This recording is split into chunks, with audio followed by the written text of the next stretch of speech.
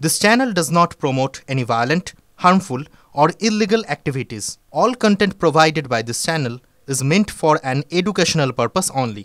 Top quality और consistent performance के लिए सिर्फ सिल्वर पंप नाम याद रखना। খেলা হবে দিবস বলে একটা অনুষ্ঠান চলছিল, খেলা চলছিল কারবালা হাই স্কুল মাঠে। ওই মাঠে আমরা এর আগের দিন আমরা কোয়ার্টার ফাইনাল পর্যন্ত জিতেছিলাম, সেমিফাইনাল এবং ফাইনাল খেলা ছিল। ভগবানপুরের কিছু শিক্ষক তারা ক্লেম করেছে যে আমাদের টিমে বহিরাগত খেলছে, মানে তারা এখান থেকে পাস করে অটোমেটিক চলে গিয়েছে, তারা খেলছে, তারা অভিযোগ করছে। আমরা সেটাকে বারবার কাটার চেষ্টা করলাম। আমরাও ওদেরকে দুজনকে দেখালাম যে ওদের মধ্যেও দুজনে বহিরাগত খেলছে।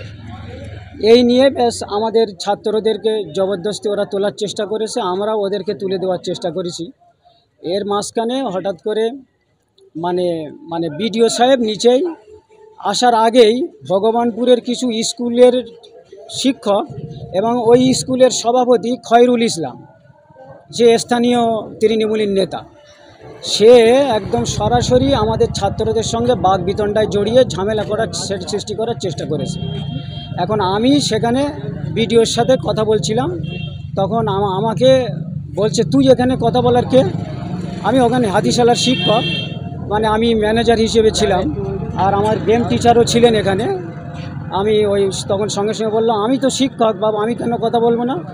আপনি কে? আপনি কথা বলছেন? আমি ভিডিওর সাথে কথা বলছি, তো আপনি মাঝখানে কথা বলছেন কেন? ও তখন বলছে আমাকে যে মুখ ফুক ফাটিয়ে ফেলে দেবো, এখানে কথা বললি চুপচাপ এখান থেকে সোজা চলে যা বলিস এখান থেকে বেরো। তখন এবার আমরা ওখান থেকে ভয়টাই পেয়ে আমরা চলে আসলাম, ছাত্রদের খেলায় নামিয়ে দিলাম। বেশ হাফ টাইম হয়ে গেল। পরের ধাপে মানে দ্বিতীয় ইভেন্টে তখন খেলা শুরু হয়ে গিয়েছে। এখন হঠাৎ করে আমার পিছনে 15-20 জন মতো গার্ড, আমি বুঝতে পারছি কোনো ষড়যন্ত্র চলছে। একজন টিচার ওখান থেকে দৌড়িয়ে এসে আমাকে বলল যে নাসির স্যার আপনি এক্ষুনি এখান থেকে বেরিয়ে যান, আপনাকে মারার টোটাল প্ল্যান রেডি হয়ে গেছে। তখন আমি বলছি কেন, আমি কি করলাম? তা বলছে কি যে ওই যা ঝামেলা হয়েছিল, আমি তো ওনার সাথে তো আমি কোনো ঝামেলা করিনি, আমাকে মারবে, আমি তো খেলাচ্ছি, যদি ঝামেলা করতাম আমার ছাত্র নিয়ে চলে যেতাম।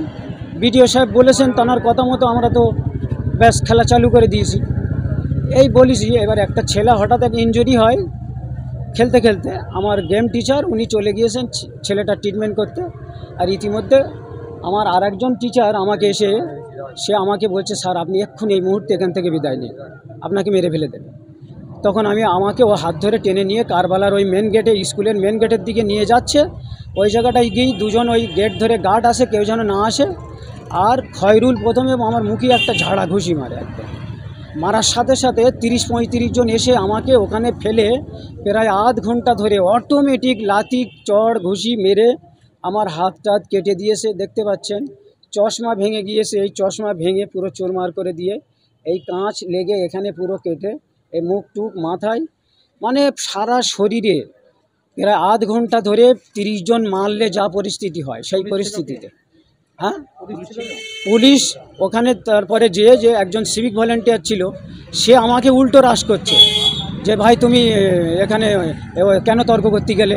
তো আমি বললাম ভাই তর্ক করছি যে তো আমাদের খেলা, আমাদের ছাত্র শিক্ষক, আমাদের বিডিও, আমাদের ব্যবহার, হ্যাঁ রাজনৈতিকভাবে কেন এসব আমাদের মারতে আসবে? এই নিয়ে আমি থানায় আসলাম। বড়বাবু আমাকে পুলিশ দিয়ে তুলে দিলেন, আমি থানায় আসলাম। আমি বললাম আমি ডায়েরি করব, ডায়েরি নিতে চাইনি। তারপর আমি লিখিত অভিযোগ করে ওখানে গেলাম। যে লিখিত অভিযোগ করলাম, উনি আমাকে রিসিপ্ট দিতে রাজি হলেন না, বলছেন এটা রিসিপ্ট এখন দিতে পারবো না। আমি বললাম ডায়েরি নম্বর দেন, নইলে রিসিপ্ট দেন। কোনো কিছুই দিলেন না এবং বললেন যা হবে সব কালকের হবে। এটা কি খেলা ছিল? আমাদের ওই খেলা হবে দিবসের একটা পুরো এই ভাঙড় টু ব্লকের 16টা স্কুলের একটা খেলা ছিল, ফুটবল খেলা। আজকের ফাইনাল খেলা ছিল। আমাদের ছেলেরা সবাই আজকের ফাইনালই খেলছিল, ফাইনালেই উঠেছে, ফাইনালে খেলাটা হচ্ছিল। মারধর করেছে আমাকে, আর একজন শিক্ষককে মেরেছে এবং ছাত্রদের প্রচণ্ড মানে বিভৎস ভাষায় গালিগালাজ করেছে এবং এদেরকে মার্ডার করার, উল্টোপাল্টা করার হুমকি ধমকিও দিয়েছে। যাই হোক, আমাদের কেসটা লিখলেন না এবং আমাদের ডায়েরি নাম্বারও দিলেন না।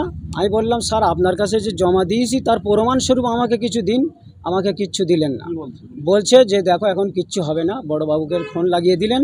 বড়বাবু আমাকে বললেন যে ভাই আমি আপনাকে আশ্বস্ত করছি আমি কেস করব, আপনি চলে যান। আমার এমএলএর সাথে কথা হয়েছে বা আরও একজন নেতার সাথে কথা হয়েছে, মানে আপনার এই কেসটা আজকের হবে না, কালকে হবে, আপনাকে ডাকা হবে যখন তখন। আমি বলছি আমার বাড়ি অনেক দূরে, আর যেভাবে আমাকে মারধর করেছে আমি এই অবস্থায় কাল আসবো কী করে।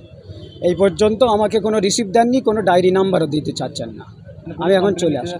কমপ্লেন কাগজটাই শুধু জমা নিয়েছেন, কিন্তু তার কোনো রিসিভ বা ডায়েরি নাম্বার কিছু দিতে চাচ্ছেন না। বলছেন আজকের কিচ্ছু হবে না, কাল হবে। কারণ বড়বাবুর কথায় আশ্বস্ত হয়ে বিশ্বাস রেখে আমি বেরিয়ে আসলাম।